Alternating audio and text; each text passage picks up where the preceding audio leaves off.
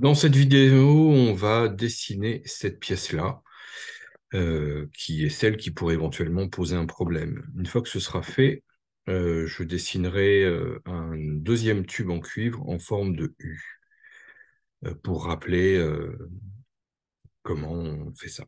Voilà, donc je fais fichier nouveau, je crée un fichier pièce, je valide. Donc je choisis un plan, peu importe lequel, je vais prendre le plan de face, sur lequel je crée une esquisse et je prends mon outil cercle. Je m'accroche à l'origine, toujours. Je rentre la valeur du diamètre extérieur qui est 30. Voilà. Et je prends mon outil cotation intelligente afin de paramétrer mon cercle. Si je veux plus tard modifier mon diamètre, je pourrai grâce à ça. Je vais ensuite extruder ce cercle pour lui donner une longueur de 60 mm. Je valide.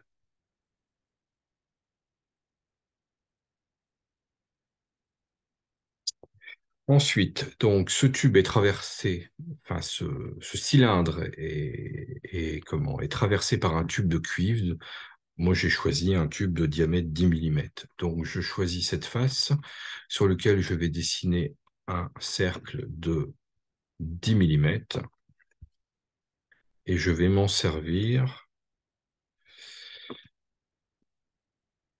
Donc, je suis à 20, donc c'était pas ça. 10, c'est mieux. Et j'utilise donc ce cercle pour maintenant, non pas rajouter, mais enlever de la matière à travers tout. Voilà.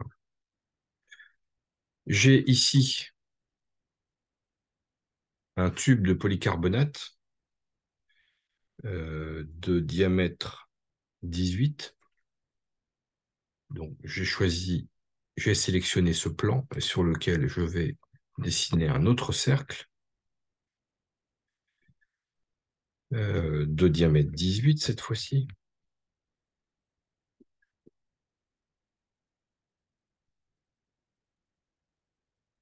que je cote, et j'enlève de la matière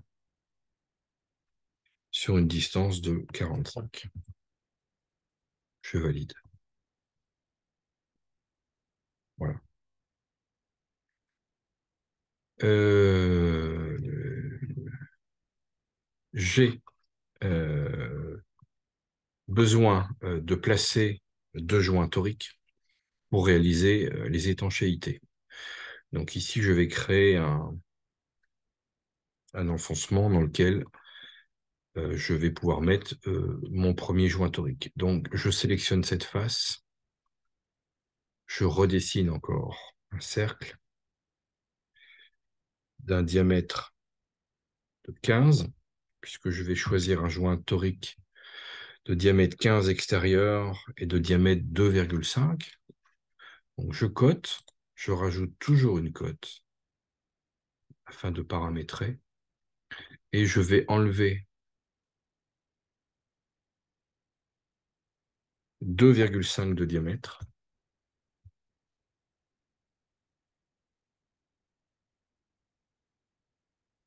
Je vais enlever donc là, j'enlève 2,5 mm qui correspond au diamètre de mon joint.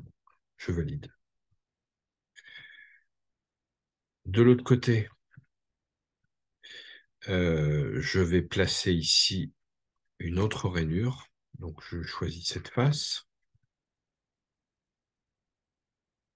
Je m'accroche à l'origine. Je vais coter le diamètre extérieur à 23 mm, puisque le joint fait 23 extérieur, 18 intérieur et 2,5 de diamètre. Et là, je vais enlever de la matière. Voilà. Donc, je rappelle, ici, je vais me mettre, pour que ce soit plus visible, je vais prendre une petite profondeur. Et ici, donc, je vais décaler mon esquisse d'une valeur de 7,5 mm. Voilà. Donc là, j'ai un décalage qui se fait vers la droite. Je veux qu'il se fasse à l'un de l'autre côté, donc je clique ici pour passer d'un côté à un autre. Et maintenant, je choisis le diamètre de mon joint qui est de 2,5. Voilà. Donc je peux, si je veux, extruder de l'autre côté. Donc ici, c'est le décalage de 7,5 mm. Et là, je choisis le sens de mon extrusion. Donc là, ça me convient, je valide. Et là, j'ai ma rainure qui est à l'intérieur. Si je fais une vue en coupe, voilà, pour mieux comprendre ce qui se passe. Donc ici, on a notre tube de cuivre. Ici, notre tube de polycarbonate qui va venir en butée jusqu'ici. L'étanchéité ici, par le joint, assure qu'il n'y aura pas de fuite au niveau du tube en cuivre. Et ici, ce joint assure qu'il n'y aura pas de fuite au niveau du tube en polycarbonate. Il reste à venir faire un trou par le dessus, taraudé, sur lequel on viendra visser un raccord. Alors, il s'agit de raccords gaz, un quart. Donc, je remets le petit tableau ici. Donc, ici, on est à un quart gaz. Le diamètre intérieur qui correspond au diamètre de perçage, c'est grand D1.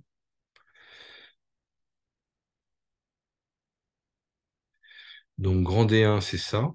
Et donc, ça veut dire que pour utiliser un raccord un quart, on va percer à 11,44. Donc, nous, on va faire un trou à 11,5 mm. Et ensuite, on utilisera un tarot pour réaliser le filetage un quart gaz.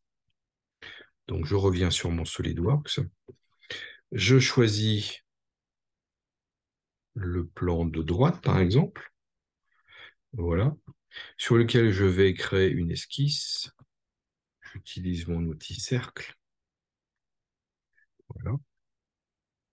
Alors, je vais par exemple utiliser une ligne de construction. Donc, je m'assure que effectivement je suis du bon côté.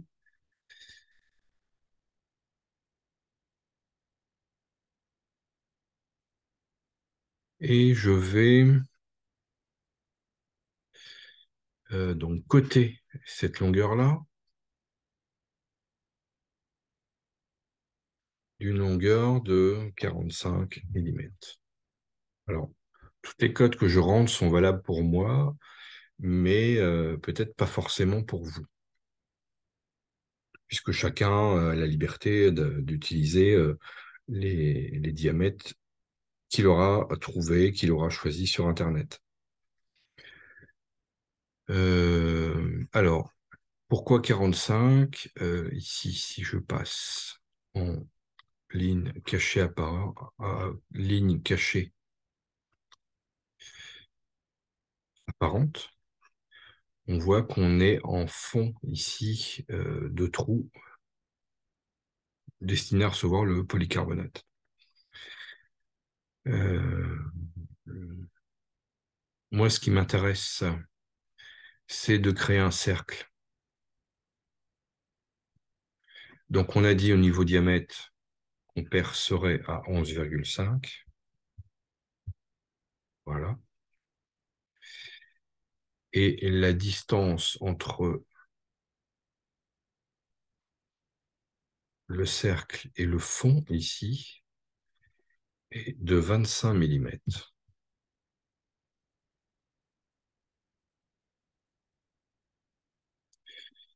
Donc, je peux revenir maintenant sur une apparence ombrée. Et maintenant, j'enlève de la matière. Je vais aller dans l'autre sens, par exemple, et je vais demander d'enlever de la matière à travers tout.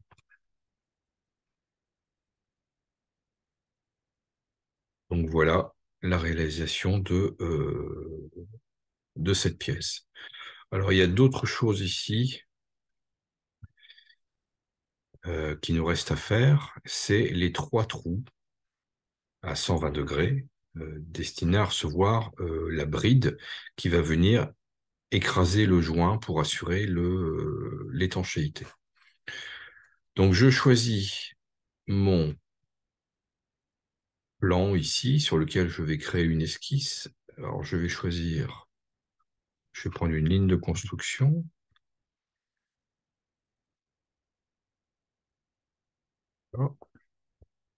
Et cette ligne de construction, je vais la coter.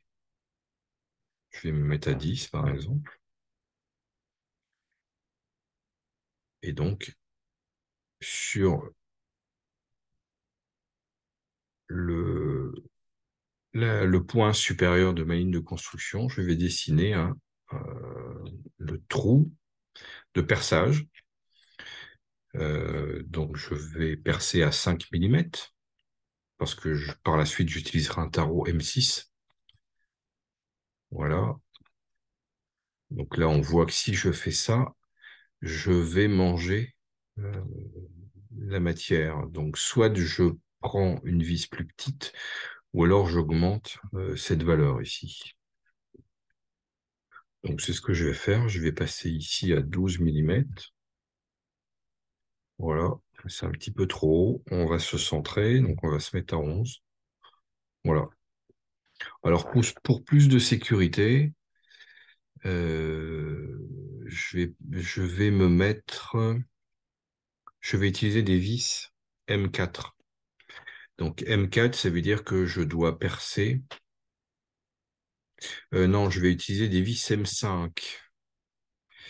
Donc, je vais devoir percer à 4,2 millimètres. Voilà. Donc, voilà mon premier trou. J'enlève de la matière. Alors, pour que je sache à peu près la distance, je vais reprendre ligne cachée apparente. Voilà, voilà, je me mets à peu près comme ça. Donc, je vais prendre une valeur ronde, 10 millimètres. Je valide. Voilà mon trou. Donc, il me faut en vérité 3 trous. Donc, je prends la fonction du trou que je viens de faire et je vais réaliser une répétition ici circulaire. Donc, on me demande ici, en bleu, SolidWorks me demande de choisir la direction. Donc, je vais choisir le cercle. Et j'ai bien 3 trous, espace constant, et je valide. Donc, voilà mes 3 trous, prêts percés, prêts à être taraudés. Pareil pour ce trou-là, qui est prêt à recevoir le tarot, 1/4 de pouce. Donc voilà pour cette pièce. Maintenant, mon tube.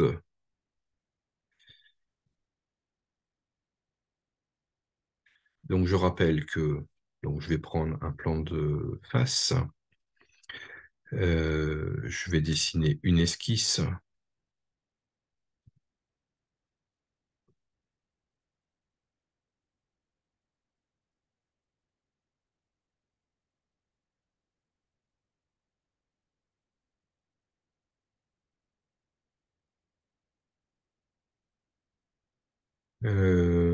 Je crois que je ne suis pas forcément obligé de passer par une ligne de construction. Je crois que si je prends une ligne comme ça fonctionne très bien aussi. Donc je clique, je reviens sur le point pour avoir...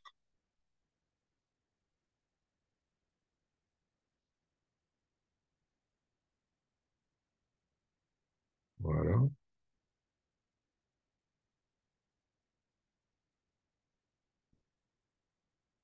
Donc voilà mon U qui est très grossier.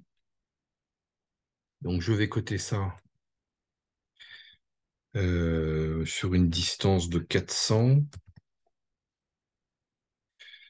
Ici, sur un rayon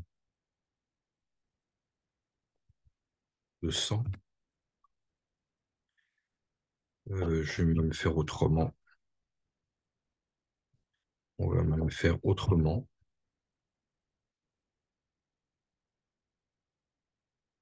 Je vais faire mes rayons après.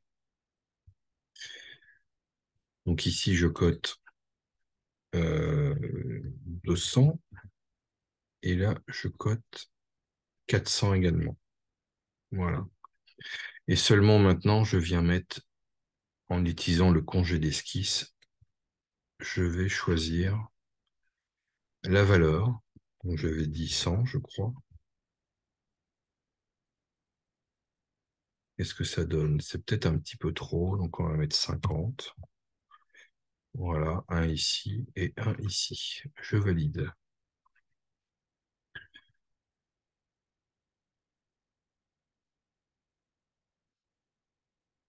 Je sors de mon esquisse. Voilà, j'ai une esquisse. Je vais dessiner une autre esquisse.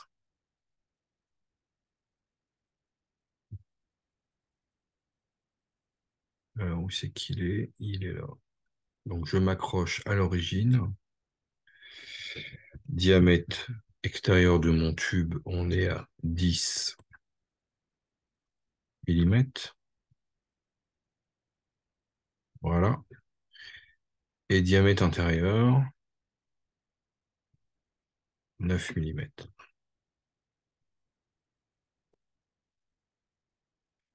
Voilà.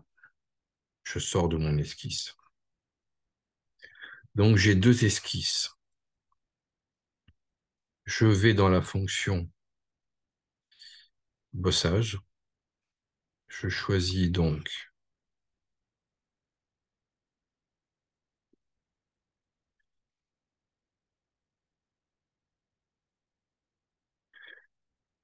mon esquisse 1 et ici, en trajectoire, je choisis mon esquisse 2 et je valide. Donc, voilà mon tube. Il me reste maintenant à faire mon assemblage et venir mettre sur mon tube en U tous mes éléments.